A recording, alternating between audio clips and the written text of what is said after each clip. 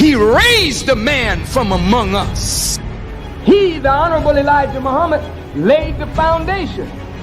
What I'm doing is something that comes from him through me, and the thing that he uses in me to do the work is my faith in him and the word that he taught. To produce men and women who wanted to clean up their life and build an independent nation for the glory of God. Greetings. This is Brother Willie Muhammad with I Have a Testimony on National Network View. The Honorable Minister Louis Farrakhan is one of the leading advocates for the protection, growth, and development of women. He is consistently educating the public about the value of the woman. Women have to realize, and they are realizing, their extreme value.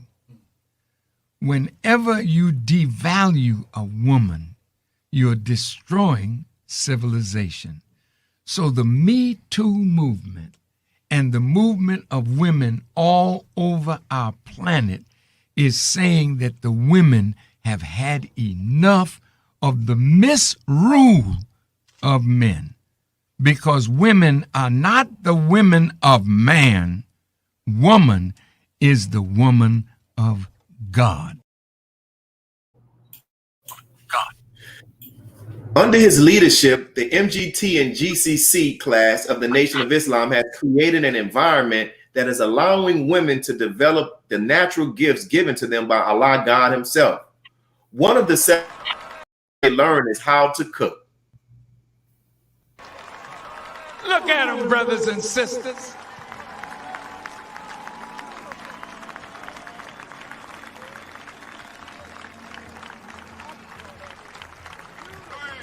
Now, brothers and sisters, if a sister came up and stood beside them with a mini skirt and a low-cut dress that's beckoning nursing babies, which one of these sisters would somebody say, "Hey, baby"? See, they don't talk like that to our women. And if they do, it's a terrible mistake.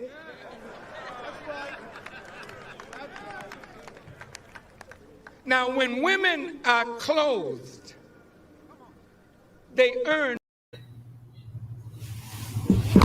Today we have with us one of these food sciences that are produced by that class that the Honorable Minister Louis Farrakhan has spoke about. It's our Sister Amy Muhammad, who serves as one of the personal chefs for the Honorable Minister Louis Farrakhan.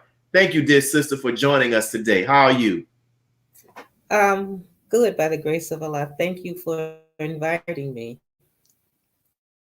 Well, we'll start off. I was informed that you are a New Orleans native. So what is one of your fondest memories of being from the city?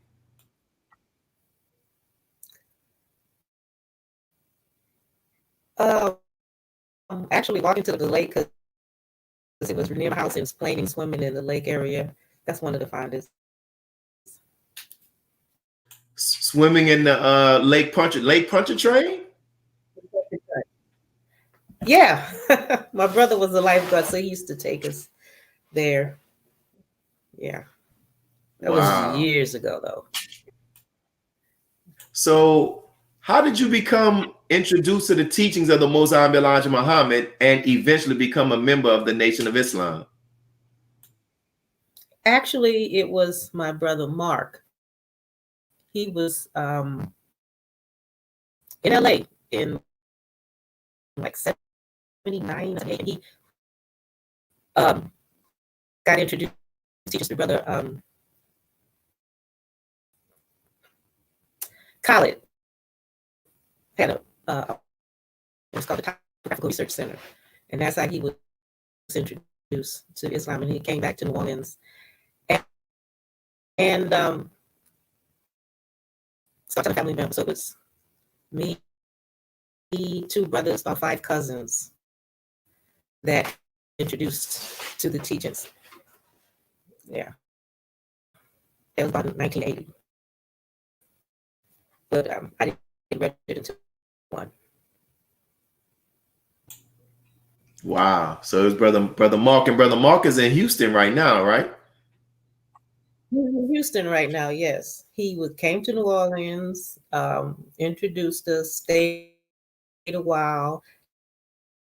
Then he actually went back to Houston, and I don't know if you know Brother Emil and some other brothers. They were still doing their little thing. They would go to I drive to Atlanta papers because Atlanta had an established we wouldn't call them mosques, but temples, pick up papers and come and do soldiering here. Yeah. And it was one summer we were driving, we were in my brother's pickup truck, and we were driving down Canal Street. And at the time it was Brother James. He's now Brother Jamil. He was on the corner passing out flyers because the minister was scheduled to speak. So I saw him passing out papers. He had a short because his hat wasn't even. So he just had a short sleeve white shirt on with his bow tie, and he was passing out the flyers. And I said, "It looks like a Muslim." So they turned back around. They hopped out the back, someone went back to the pickup truck and started talking to him. And that's how we met Brother Jamil. And that was more or less like the beginning of the study. We used to meet in one of my brother's home. Wow, wow. Well, see, we're experiencing a little sound issue. So for those who are watching, we apologize for, but we're going to keep moving. So how did you end up, as I talked about how me moving to Chicago will probably be a great trial because of the weather. How did you end up moving to Chicago? Well, Brother Aaron, my husband, had a relative in New Orleans that he would come and see on a regular basis. And so after he joined the Nation of myself in Chicago, he asked them, "Well, there many believers down in Chicago?" So he was given our information. So he came to the study group, and that's how we met. We weren't married at the time, but that's how we met. And then he eventually ended up moving down a year or so later to help soldier down here. Down in New Orleans. Yeah. But if You've been like no. You've been there every since. So my next question is, like, how did you become one of the Honorable Minister Louis Farrakhan's personal chefs? That's interesting. Actually, before I became his personal chef, when I was still in New Orleans, and he was speaking at the Superdome. I think it was the convention where Jesse Jackson was there. I don't think he had a cook at the time because Brother Khaled asked Brother Emil, who was the acting captain, was anybody he trusted that would cook something for him while he was here, that day he was here. So he suggested me. So it was I cooked, and another sister, Betty, who was from Detroit at the time. We cooked in my brother's home. I don't know how it happened. I was the one to go up to the room and serve them, and it was really funny because, of course, you're nervous. And I remember Sister Farrakhan saying, "Oh, I just love vegetable sisters. These look so good." I was like, "Oh, praise be God." So that was the first time I actually cooked for the minister before I actually met him. But when I moved to Chicago, Brother Aaron decided to move back home. He approached us, and he would invite Sister Celestine, who was a minister then, who was married to Brother Celine. He would go and do shopping for her in terms of produce and stuff like that. And we're close. And she was looking for some help. So he suggested I do. So at the time, while Celestine was the minister, these are low, I would do desserts, and I would do wheat rolls in a bread. So I did that for a while. Or that, and also when we would have a lunch dinner, I would come and help her then. But after doing that for a couple of years, she suffered tragedy with her son. I don't know if you're familiar with one of her sons committed suicide. That was a big toll on her. So she asked for some time off of leave. The minister granted to her, and he asked me if I would fill in for her while she was gone. I said, yes, sir. But she never really came back because it was a hard situation for her. So she never really came back. And then he asked me what I saw, and I was like, yes, I couldn't refuse. It's such an honor. So that's how I started. And some people, for some reason, we're experiencing that the voice is choppy. So we don't. It may be this service that we're using, but we're gonna keep going through. So that's some interesting history. So when you were in New Orleans you said when Dr. Collins was here, something you had an opportunity to prepare for something for the minister. The minister was going to be speaking at the Superdome with Jesse Jackson. I think it was a National Baptist Convention. And he was running for president. Excuse me. And that Brother Collins was the captain at the time, and he asked Brother Emil if it was somebody that would cook the dinner for that night for the minister and mother. And Brother Emil suggested I do it. So it was me and the sister Betty, who was in Houston at the time. I don't know if she's interested. We cooked the meal, but I ended up bringing it up and serving them. And that was my first time cooking and my first time physically meeting the minister and Mother Farrakhan, which I think was in '84. Wow. So I know a lot of people may ask you this. How does it feel to know that you are serving Allah's servant in that capacity in which you are?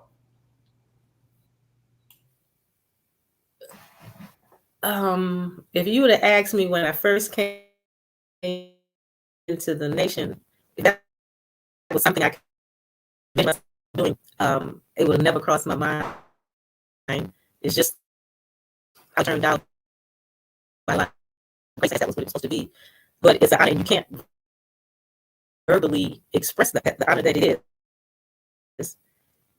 You just have to try to treasure every moment there and always try to do your best. And you'll have your flops, and then try to deal with your flops. So, as the personal chef for the Honorable Minister Louis Farrakhan, you see him in settings that many of us don't. Most of us see him in speaking from the rostrum most of the time. And from the times where I've been blessed to see him in private settings, I know that he is the same person in private as he is in public. Can you testify of how he is the same person in private as he is in public?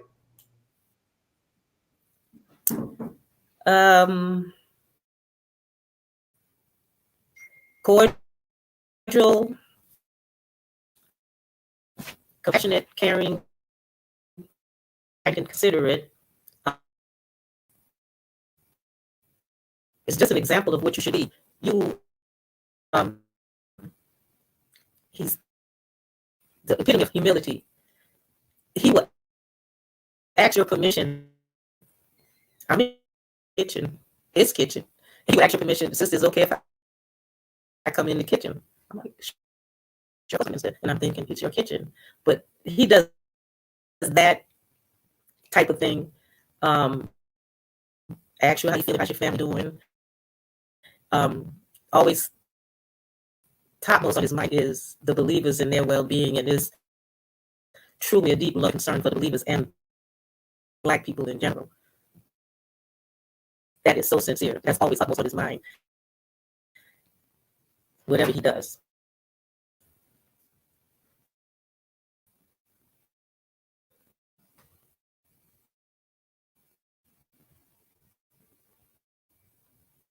Wow, I had it on me. But you said even though you're working in his kitchen, you said that he will still ask the humility. He will still ask for permission to come into the kitchen, which is really his, and his mind is always on us as a people. Wow. Yes. Wow. Yeah. How does that, like seeing that, how does that impact you to see that side of him like that?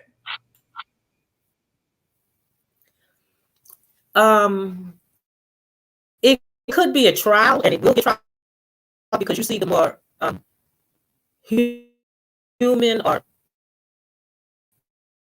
everyday, like you and me type of person. Like you might not think people are like that, but they are, they human and stuff like that. But you must never forget that he's also divine, and you can't get comfortable thinking that you really know him, because we really, I would agree we know him, but there's aspects and levels that you're amazed because you see it coming out in different ways when he's there in the house with his family or other people. Wow. Thank you, sis. And what we're coming up to our first break, so we'll be back. So thank you all for tuning into National Network View. Let us pause for a moment for these brief announcements. Be a part of the force that powers truth in journalism. Your support helps us to highlight solutions for a brighter tomorrow. Go to nnvnews.com/donate. He anointed our head with oil till our cup runneth over. He who, Master Farrakhan, Muhammad, that is he. Greetings. This is Tariqa Shakir Muhammad with National Network View. This week's Final Call cover story headline reads, "Can a new civil war be averted?"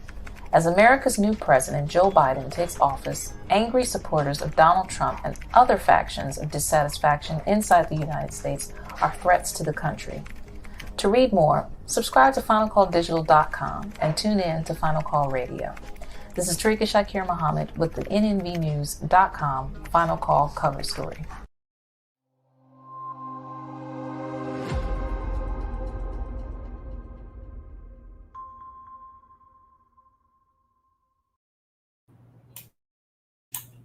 And we're back with I Have a Testimony, Brother Willie Muhammad, with our special guest, Sister Amy Muhammad, one of the personal chefs for the Honorable Minister Louis Farrakhan.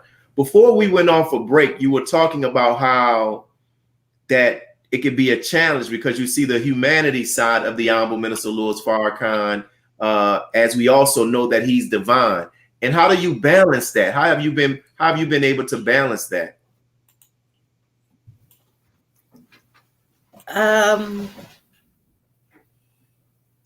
I think because I see him on a regular basis doing the work of the Honorable Elijah Muhammad and Master Farrakhan Muhammad, and the passion he has for it, and some of the situations that he has to deal with constantly, you know he's divine, and you have to take a step back and say, he was born to do it. He's not an ordinary person, because how he handles a multitude of situations, the nation, personal life, it's amazing. It's amazing. Wow. And we to add on to that, you know, I want to ask you about what you have observed of him in some of the following areas, and feel free to expound what comes to your mind. What can you share with us as it relates to the Honorable Minister Louis Farrakhan's compassion?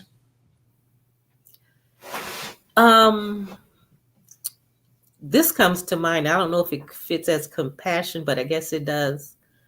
I don't know if it was sometime last year or the year before, not last year, but maybe the year before that.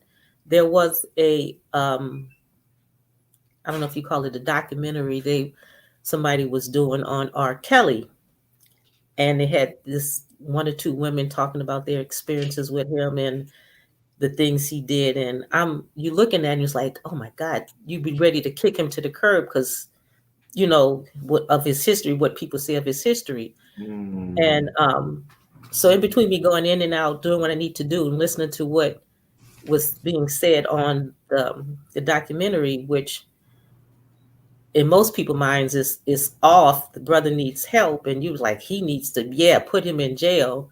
So at the end of the showing of the documentary, the minister said, nobody is asking how he got like that or why why is he like that.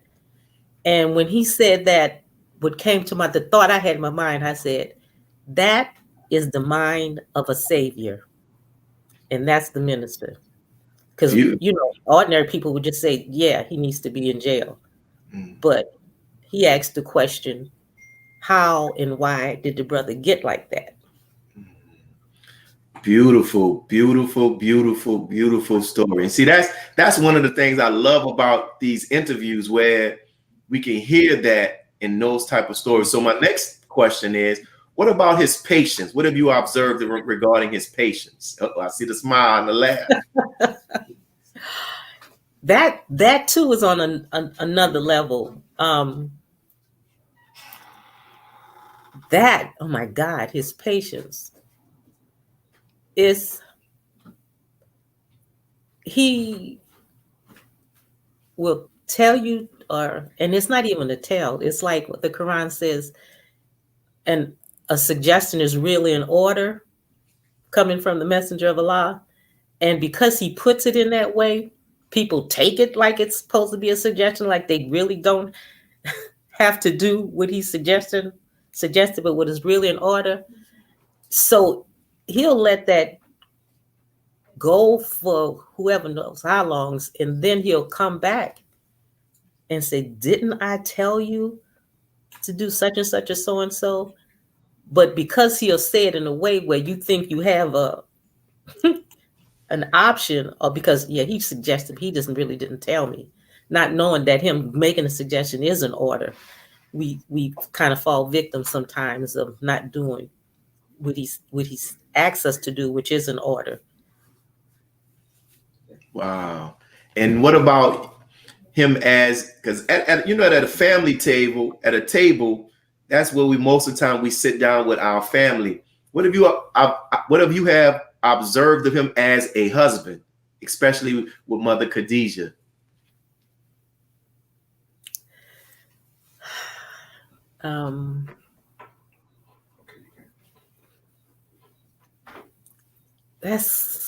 I have to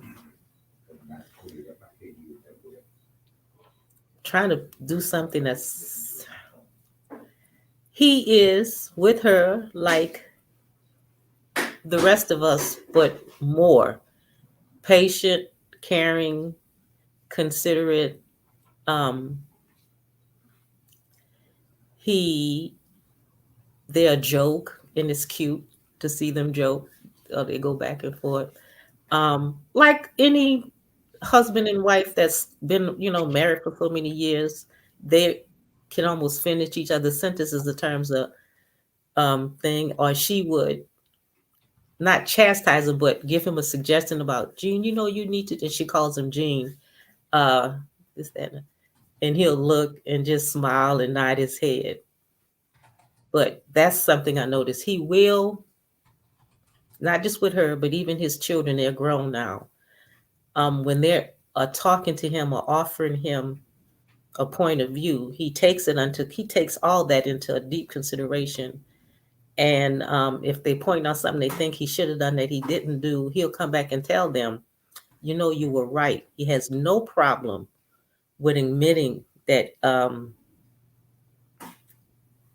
he didn't get something right or he doesn't know, and he'll seek advice from somebody that we would think you shouldn't seek advice from him in terms of his stature as being where he is in terms of the leader and all of this wisdom he has. But he listens to any and everybody. And when he's listening, he's really listening to what they're saying. and then can come back and respond in an appropriate manner to that. He is another instance I want to give. He's the type of person that when you are around him and you're in the conversation, he puts you at ease where you don't have a problem or you feel free enough to open up to say what's really on your mind. And even what's on your mind is not in line, he won't cut you off. He'll let you say whatever you have to say and then come back in a way that's not like a browbeaten type of thing and correct you, which to me, I find it interesting because you can't help somebody if you don't know what's on their mind. And this is a sidebar. Very early on, when we had experiences in dealing with Brother Jabril, he used to say to us, he said, when you open your mouth, your mind is on display. So I'm saying that to say, if you don't let somebody open their mouth, you don't know where their head is. You can't correct them. That goes with family, friends, especially to me, your children. They should be able to be free enough to say what they want to say so you know what you're dealing with, and then you can plan how you can handle what they're saying if it's not correct. And you might not be able to handle it in that one particular moment. It might have to be spread out. And that's what I noticed with the minister. Wow, beautiful. And you talked about his compassion, his patience, and him as a husband. What about him? You kind of touched on it. I want to ask you some more about it, about him as a father.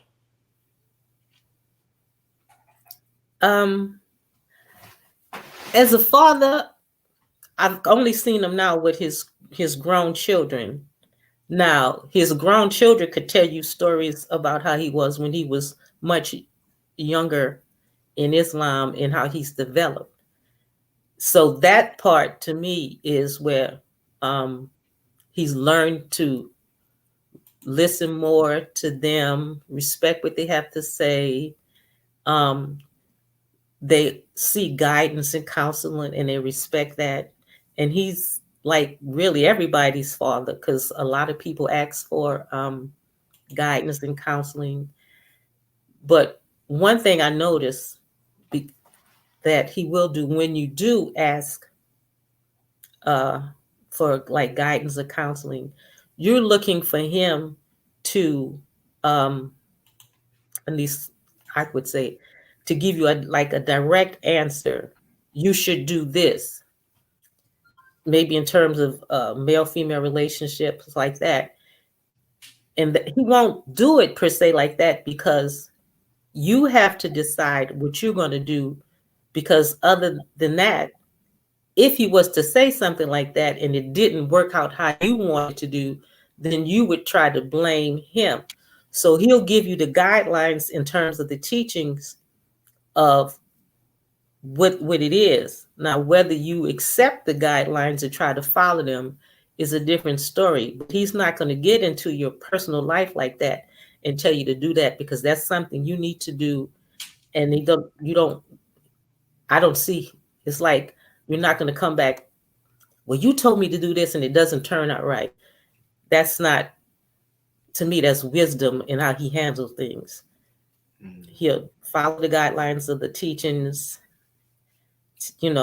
give antidotes, and you should be able to pick from that and try to use what he's saying. But he's not going to say, leave your husband, leave your wife, things like that. That's not his way.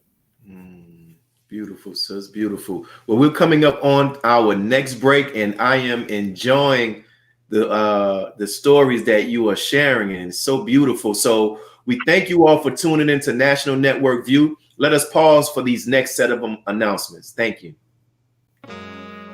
Be a part of the force that powers truth in journalism. Your support helps us to highlight solutions for a brighter tomorrow.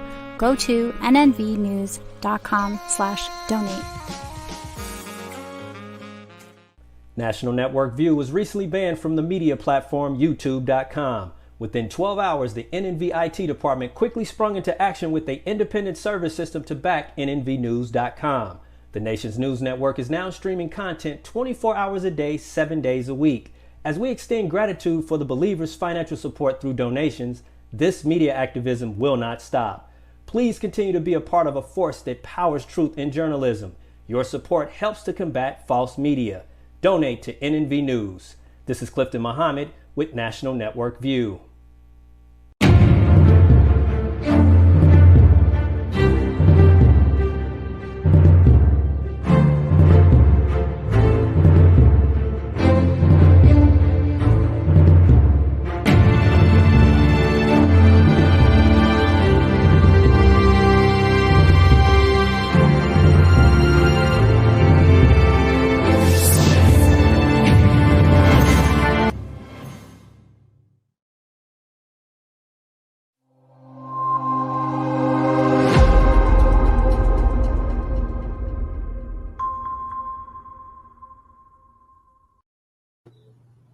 And we're back. This is Brother Willie Muhammad with I Have a Testimony with our very special guest, Sister Amy Muhammad. And our sister talked about the Honorable Minister Lord Farrakhan as a father. The other question I want to ask, people don't know, Brother Rock Newman talked about this a little bit last week, about the Honorable Minister Lord Farrakhan's great sense of humor. What can you share with us about that? One thing that he'll do kind of often. I prepare a meal, I bring it to him, and he'll look at it and turn his face up. What is this mess you're bringing me? And then start laughing. And I just smile and walk away. But when I come back to pick up his plate, it could be completely clean. And to me in my mind, I'm like, okay, good. I did a good job. He said, as you can tell, I did not like this mess you gave me. Can't you see by what I left on the plate? And I just start laughing like, yes, sir. Praises be to Allah. Wow. And how would you say, what impact has being able to serve the Honorable Minister Lord Farrakhan in this way had on your own personal growth and development? It makes me more reflective about just being a Muslim, qualities I need to improve on, like the patience and compassion and trying to be understanding, less judgmental, because that's not his way. Just overall better person, just being more reflective about how you can be a better person, a better Muslim, because that's all he really wants us to do is, be better persons, better Muslims. Wow. Now we were not able to have you on the interview that we did talking about the World Friendship Tour, but you were on many of them. Can you share with us some of your most profound observations that you witnessed and saw that you can share about those trips? Okay. The one that really stands out to me was the one right after the Million Man March.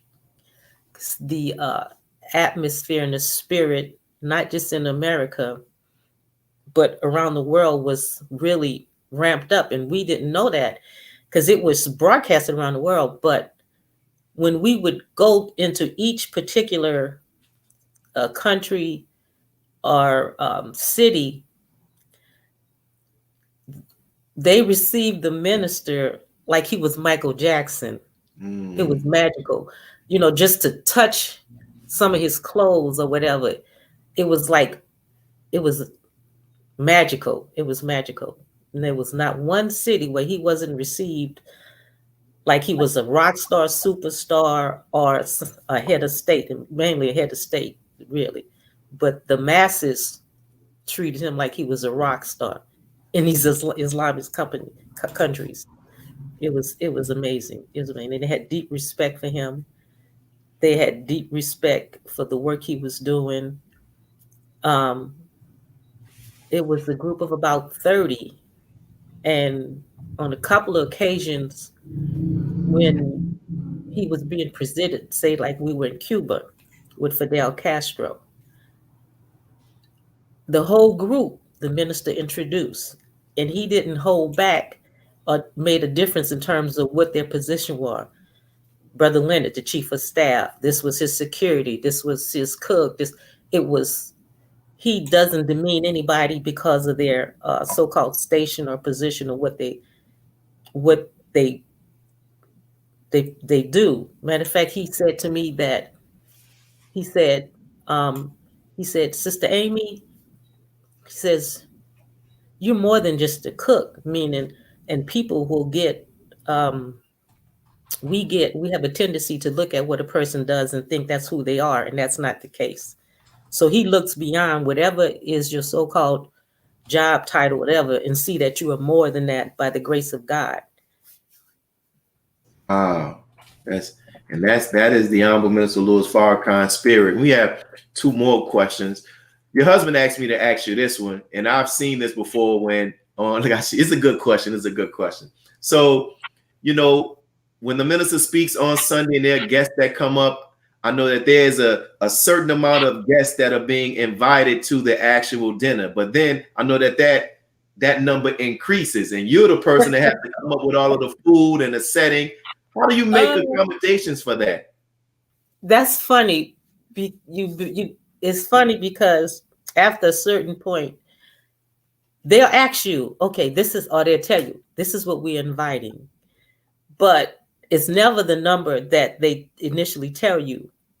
It could always be anywhere from 5 to 15 more people than what they said. So we automatically have gotten into a habit of doing more than what they say do. Because he'll just, I invited this one, then he'll see somebody else at the end of a mass meeting. Oh, brother, you can come. Okay, y'all got to set up. And we get there, they get there, and it says, you got to set up another place setting, and we're trying to find out where we're going to put somebody. And it's like that even when we're on the road, we makeshift, moving chairs around, trying to see how we can accommodate the people that he want to come. So that's like a norm. Everybody knows now that it's not going to be the number that he says. Always expect more than what you are told to be on the safe side. Right. So, the title of this show is I Have a Testimony. And one of the major objectives of this show is to provide our guests with an opportunity to share their testimonies, as you've been doing, about the Honorable Minister Louis Farrakhan, with the hopes that it can help free him in the minds of some who've been ill affected by the propaganda by this media, right? So if you had to stand before the world and share 3 qualities about the Honorable Minister Louis Farrakhan, what 3 qualities would you share and why?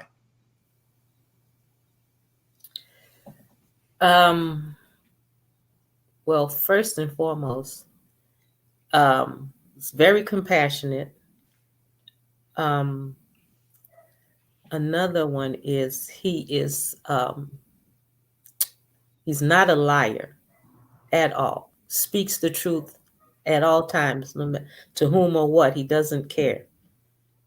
And he's a patient person. And you have to be that, dealing with people in general and Black people for sure, because we have been through a lot and we've been made a certain way. And you definitely need to be truthful, compassionate, and patient to be, in my estimate, anybody who wants to help Black people and people in general. It's like the messenger said, this is the hardest job on the planet. And he has been successful at it because of the way Allah made him, in his heart. It's a pure heart, pure intentions. He does nothing with an ulterior motive other than to uplift people. Beautiful. And how has serving the minister in this capacity, how has it helped you with your family and your children?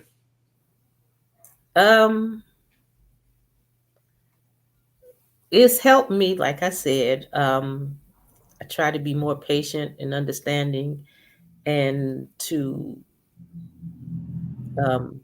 understand and try to, well, I want to be open enough so that they can approach me. And for the most part, they can. Then I also realize that I have to realize that the world we're in is 100 times worse than when I was growing up. Mm. And the ministers often said about the influences of the world. And not that I got into a lot when I was younger, that wasn't me, but I realized that can be the possibility because that's how it is. So if they do something that's not what I would want them to do, I'll be disappointed, but I'm not throwing them to the curb because they fail or something. Because we make mistakes all the time, and our children will see us making mistakes, even though they might not say nothing. So we have to realize that it's a learning process, but it's helped because you have Islam and these guidelines they have for you to try to deal, just because the children are people too. And sometimes we forget that we don't like to be talked to a certain way or handled a certain way. They have those same feelings and emotions and mindset of wanting to be respected. The youngest of the young wants to be respected. And we have to try to deal with our children in a more respectful manner because they're very intelligent. Even the babies might not be able to communicate, but I noticed that with my children when they were young. They understood what was around them. They couldn't verbalize it, but you could tell by their actions and their reactions that they understood what you was doing. And we have to learn to understand that they're people, human beings, and deal with them as such. Not that you don't discipline them, but just try to do it in the best manner. And the minister said, and he said many times in lectures, he said, don't punish or even spank or whip them in anger because you're in a state where you're not rational, you're not in control, and you can do more damage than good. So you should do it when your emotions are not in, raging. And that's one thing we have to do, get our emotions in check when we're dealing with our children, just people in general. Wow. If we hurt somebody and we don't mean to hurt them physically or emotionally or verbally, you could be abusive. Mm. In one of your responses, you said something that I've heard the minister talk about, and I've also heard other people talk about. And the minister talks about his way. And the minister has said publicly how sometimes his way is a challenge for those of us who are around him. This is a two-part question. Can you, from your perspective, can you tell us about what you see as his way? And the other part of that question is, why is his way such a challenge for some of us? I would say what would be, in my seeing or observing things, for some people I've been around, and even myself, is the time he takes to maybe what you think deal with a situation, or the way he lets a situation go in a certain direction and you thinking he should have done it this way or nipped it in the bud, or why is he letting it go on? And then what comes to my mind is in the Quran where they're talking about walking with the wise man, and you don't have a comprehensive knowledge of why he's reacting or responding to certain situations. And then I have to tell myself, this is the wise man walking. So I'm not seeing what he's seeing or what Allah is showing him, because Allah is constantly showing him things, and he'll make comments. At the time, I didn't know how to handle this, but then Allah showed me what I should do. And it's just patience is really, really key. Beautiful. That you believe he is the person he said he is. And there's a reason why Allah is letting it happen, because Allah has a permissive will and an active will. And I didn't think about this in regards to the Honorable Minister Louis Farrakhan's sacrifice.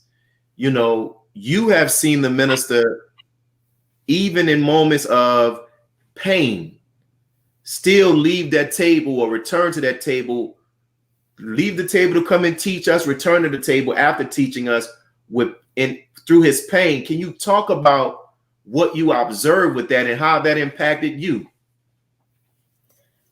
Yes, there are many occasions when he was in the midst of his illness that he'd have a speaking engagement to go to, might be a mosque meeting, could have been a Savior's Day lecture. And to see him prior to that, we like in the kitchen, is he going to make it through this lecture? Going to make it through? Because he's walking out the door and you don't see it. And then he get up on the stage and we watching it. And you're just amazed how once he starts talking, the Spirit of God fills him up. He's energized again and he gives it his all. And this is the part I don't really see. But then the brothers on security will say, after that's over, when they get him off the stage, it's just like he's exhausted and they have to physically help him to get in the car, whatever. And you can see that when he comes back into wherever he is, that he is tired and drained. But prior to that going, it's like the grace of God. You're wondering, how is he going to get through this lecture like that? Because he'll put it, his mindset, once he puts his mind on something, there's no deterring him at all. You can't say, Dad, don't you think? No, he's going to do it. They have a running joke. When they joke with him, yeah, Dad, we know you're the best knower. They would try to get him to do something, and he'll no, it's this way. I have spoken. So they joke sometimes saying, yeah, he's the best knower. Wow. And I don't know if you could tell me if this is true or not. Somebody told me that the minister has a love for hot sauce. Heat, yes, sir. He does. Sister, his daughter is over the farm and growing, has these Carolina Reapers, and they had Sister Mary Alice made the hot sauce, and they took some and they made it into pepper, like you would shake on. And I guess, I don't know, this might be considered a light moment. So I'm not into hot sauce. So he was loving the heat. So one time he was putting some of the pepper in his soup. And I'm looking at him, I said, Brother Minister, don't you want to stop? No. He couldn't even take it. He called me back. He said, take this. He started laughing. I messed this soup up. Give me another bowl. Because I'm just seeing him pouring in my eyes are getting big. I'm like, dude, that's really too much, Brother Minister. No, I'm putting a little bit more. And Sister Farrakhan looked, Gene, you know that's too much. They tell him. And he does have a love, but now it's tempered a little bit, I would say. He realizes he's got to watch it, but he does have a love for the heat. Wow. I'm going to ask him to bring this pic back up with the minister when he was at the Million Man March, and I want to point something out of this picture, and I ask you this question. If you look at this picture, I've seen it before, but this time in preparation for this interview, it really stood out to me. Just the love and the admiration that Mother Khadijah has for the Honorable Minister Louis Farrakhan. And to me, in this picture, it really captures the essence of it. So in this closing question, can you share with us just something beautiful about Mother Khadijah, just how she is as a person? Oh, a lovely soul and spirit. She's compassionate. She's caring, she's giving, she's thoughtful. They were made for each other. I just can't say anymore. They complement each other so well. She's a loving spirit. She talks, she's warm, she's sincere. Sister, how your children doing? Oh, they're doing well. Good, good, good. Or if she has something, do you want some of this? I got some. Oh, I'm good, Sister. No, take some of this. Take some of this. She would give somebody money if she think they need it, or even if she just feel like giving them money. She's a beautiful, beautiful, beautiful spirit and soul. Wow. A true mother, a true mother. Praise be to Allah. And we thank you, Sister Amy, for what you shared. And I know in the beginning of the interview, we had some sound issues, but look how Allah works. Right when we got into the meat of the interview, it actually came out very well for people to hear those stories about the Honorable Minister Louis Farrakhan, his impact on you and what you have observed. Allah is definitely the best knower. And for those who are watching, we're now going to transition to our closing announcements, but we thank you, sister, and may Allah continue to bless you and your family. Thank you. Thank you so much. It was an honor and a pleasure. And I hope I did okay and people got something out of it, because this is not my forte. You did. Listen, what you shared, for what you shared, you did more than okay. You gave us some very, very good.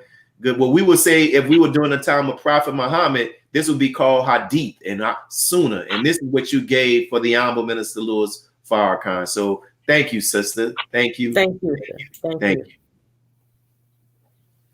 And so for those who are tuning in, we thank you all for tuning in. And we're going to go to, as we always show, we here in the city of New Orleans, we're working to get out of the mortgage, or not to get out of the mortgage. So we want to honor our word, but to pay off the mortgage so we can be debt free and we can begin to use those funds to do more, to provide a greater service to our people. So please make sure if you can give a donation, we would greatly appreciate it. You can give it on Cash App. You can give it on GoFundMe. We will really, really appreciate your support. And also, we are thankful for those who have been allowing us to say prayers for them and their loved ones. People have been submitting their names and the names of their family members. And we want to let you know that as soon as we get them, we send them to our prayer group, and prayers are offered on the behalf of you and your family. So we thank you for those opportunities. Keep them coming, brothers and sisters. And lastly, on next week, we're going to have our brother and our sister, Brother Carrie Muhammad and Sister Jantrez Muhammad. If you were on social media, you saw that our brother just painted some beautiful portraits of the Honorable Minister Louis Farrakhan, and we want to have him here, inshallah, on NNV at 1 p.m. Central Time on next Sunday. So make sure that you tune in. And as we get ready to close, brothers and sisters, I have to encourage you all, and not encourage you, I'm asking you, if you have not subscribed to NNV News right now, I'm asking you to stop, go follow NNV on Instagram, follow it on Facebook, Twitter, and make sure you go to YouTube and hit that subscribe button. And then after you do that, I also ask that you go and do the same, and ask others, I meant to say, to go and do the same as well. This is a very valuable source of information. This network that we have. We want your support. So please make sure you go and subscribe and ask 1,000 others to do the same. So as we close, we thank you all for tuning in to I Have a Testimony. Please share your thoughts with us in the comment section below. And as I said, follow us on the various social media platforms. This is your brother Willie Muhammad with National Network View. God came to us to seek and to save that which was lost. He raised a man from among us. He, the Honorable Elijah Muhammad, laid the foundation.